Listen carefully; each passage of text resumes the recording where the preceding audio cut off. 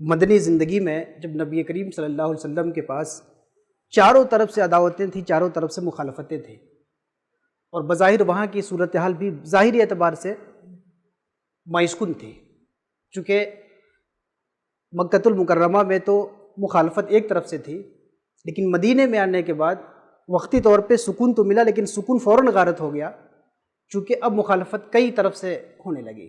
قریش کی طرف سے الگ ہو رہی ہے، یہود کی طرف سے ظاہری اور باطنی الگ ہو رہی ہے، نصارہ کی طرف سے الگ ہو رہی ہے، منافقین کی طرف سے الگ ہو رہی ہے، اور عرب کے مختلف قبائل کی طرف سے الگ ہو رہی ہے۔ اس موقع پہ قرآن پاک نے اور نبی کریم صلی اللہ علیہ وسلم نے صحابہ کو اور اہل ایمان کو مختلف طریقے سے ان کے دلوں کو مضبوط کرنے کی کوشش کی اور ان کو ایمان کو پختہ کیا، ان کے حوصلوں کو بلند کیا۔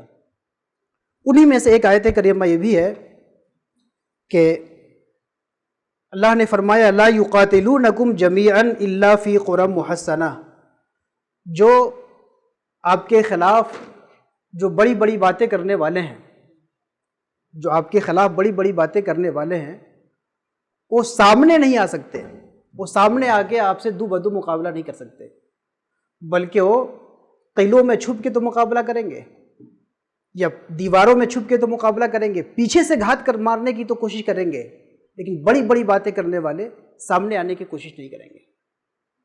اللہ رب العزت نے فرمایا تحسبهم جمیعا وقلوبهم شتیٰ، یہ اتنے زیادہ دشمن ہیں کہ تم کو لگے گا کہ تم ایک ہو، ادھر اتنے زیادہ ہیں، ہے نا؟ تو تم کم ہو، تم ایک ہو، چند ہو، ادھر اتنے زیادہ ہیں، بڑا لشکر ہے، بڑی جماعت ہے، بڑا گروپ ہے۔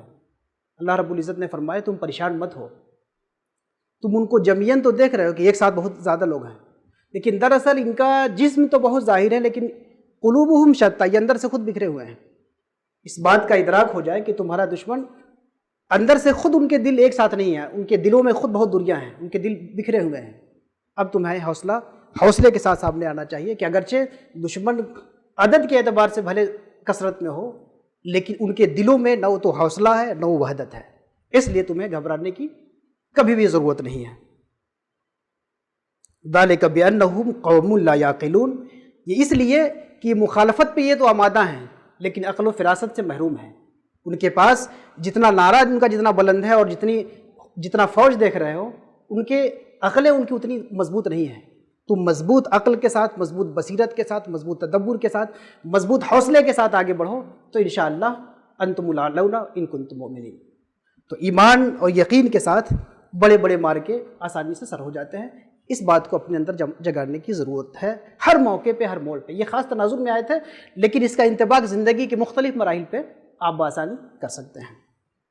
دوسری بات جو مولانا مجیب صاحب نے ایک بات کہی، خاموشی سے جواب، تو یہ بھی بہت اچھی بات کہی۔ اس کی ایک مثال آ گئی ہمیں، تو میں مثال آپ کے سامنے بس شیئر کر دوں، ہے نا؟ خاموشی کا جواب کیسے ہوتا ہے۔ ارسطو کے بارے میں ایک واقعہ لوگوں نے بیان کیا کہ ارسطو اپنے طلباء کے سامنے درس دے رہا تھا، پڑھا رہا تھا، کسی مسئلے پہ ڈسکشن چل رہا تھا، مکالمہ ہو رہا تھا۔ کوئی دوسرا شخص باہر سے آیا اور بہت بری طرح سے جو ہے ارسطو کو گالی، فضیحت، بدتمیزی، اول پھول جو بھی بک سکتا تھا وہ بکتا رہا۔ ایک آدمی باہر سے آیا، خوب ارسطو کو گالی، فضیحت، بدتمیزی، الٹا سیدھا، پاگل، مجنون، دیوانہ جو بھی بول سکتا تھا وہ اپنا بولتا رہا۔ ارسطو خاموشی کے ساتھ سنتا رہا۔ جب وہ پورا بول کے اپنا تھک گیا، پھر وہ واپس چلا گیا۔ ارسطو نے پھر پڑھانا شروع کر دیا۔